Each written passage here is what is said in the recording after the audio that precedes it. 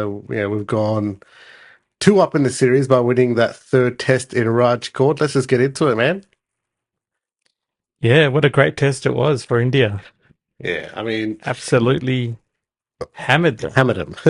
A win by 434 runs, and it was pretty good, pretty magical stuff there, and we saw everything from that really great double hundred from Jaiswal to uh, Sarfraz Khan finally debuting, which we'll get into as well later in the episode.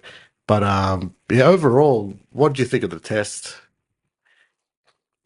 I think it was a really good performance by India and a very poor performance by England, I've got to say. Um, starting at the top in the first innings, India had Rohit and Jadeja put up a solid partnership after, a bit of a collapse of wickets there. And, then we had, of course, Sarfaraz Khan come in for his debut, which he played really well. Like he was unfortunate to get out. I felt like he was looking good for a century on his debut in his opening innings, but it's unfortunate run out with Yeah, Jadeja there. Bit of confusion. we'll get more I into think Sarfraz Jadeja was Khan and in his his nervous whole 90s. debut. Yeah, Yeah, but overall, a pretty commanding performance by India. We'll say it's really yeah.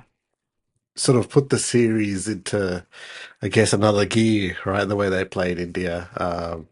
Yeah, just completely outplayed England in every department. And Yeah, and even the it, bowling, like we got to talk yeah, about the bowling as well. Like, I mean, Bumrah is he's excellent always, but Jadeja stepped up in that final innings as well.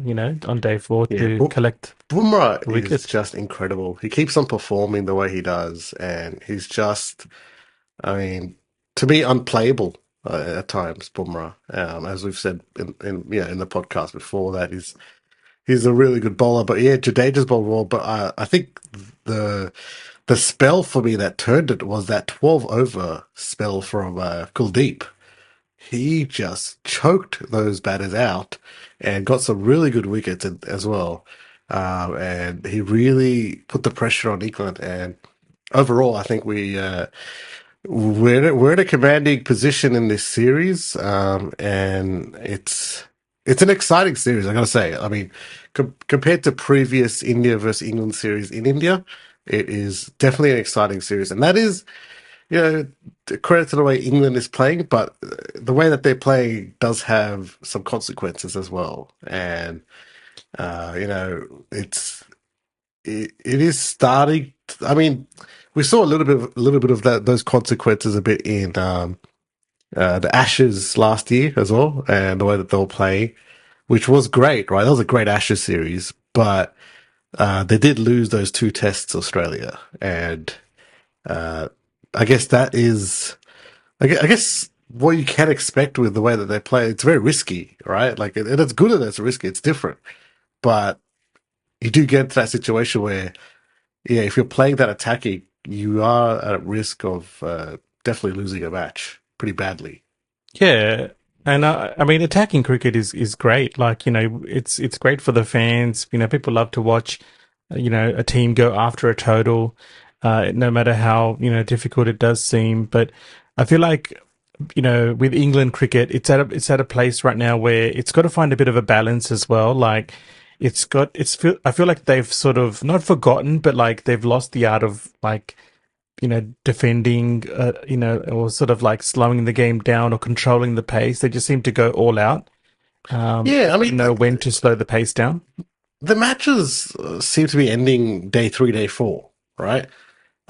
That does bring up the question: are they playing like too aggressive? Is that possible? Are they playing too aggressive that they're just baseball's great and, like, we've done wonders for English cricket, but I think they've sort of overdone it a bit this series. And you see the matches; they're ending day four, day three. Like, definitely, like, you play attacking, but like, I think they need to just scale it back a little bit, right? Yeah, well, I think you've got to know when to go and when to slow down, right? Like, I feel like there's sort of the lines are getting a bit muddled there. Like Yeah. the messages that are going out to the batsmen, it's a bit mixed. So, um, Yeah, because I mean, we all know how great of a lineup they do have, like on Yeah, paper.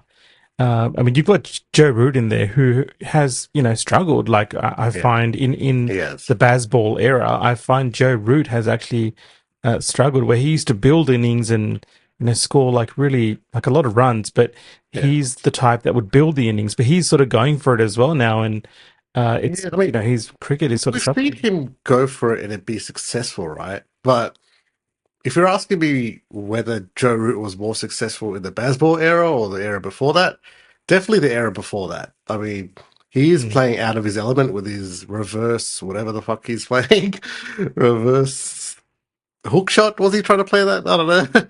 But Scoop. I don't know. yeah, reverse scoop of some sort of sort. But like, it's just yeah, you'd probably want to have a mix of that. Like, you don't want everyone just attacking.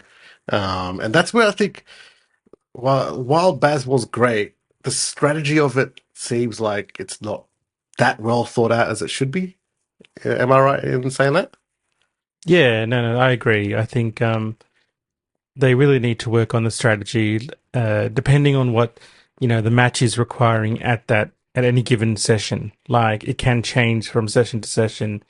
You've got to sort of shore up at times when your wickets fall and rebuild the innings. I feel like they've sort of lost that skill a bit, um, and the other teams are they're sort of capitalizing on that. So they've really got to sort of find a balance. I feel. As we say that, they need to sort of scale back and, play how they play their aggressive cricket. Mate, James would just smoked the fuck out of him. With that 200. Yeah, He that was was relentless. Yeah, I was watching that. There was that over. I think Jimmy Anderson. Yeah, I yeah. feel bad because the commentators really built him up. Like he's at that age still bowling, one of the world's greatest, and then Jaiswal just smokes him for three sixes in a row. Like And like what just is going on? nonchalantly as well. He just like the way he was playing, he was really just hitting sixes for at will, really. And man, he just killed it, Jaiswal. That 200, yes, changed the match, but it was, I think, one that really cements Jaiswal on the scene. We've seen a lot of him in the past year, and what I've seen and been very impressed by in all formats, really. And he's a player that I think India is going to play for India for a while. We're thinking the next decade. That guy's definitely playing for India, and he's our opener, 100%. So are you thinking? So what are you saying, Sumit? Rohit Sharma replacement? Is that what you're thinking? Ah, I mean, look, at some point, Rohit Sharma's going to retire, right? And yeah, I mean, he's already up there. So I think we'll have to be looking for someone else to be Rohit Sharma's replacement. But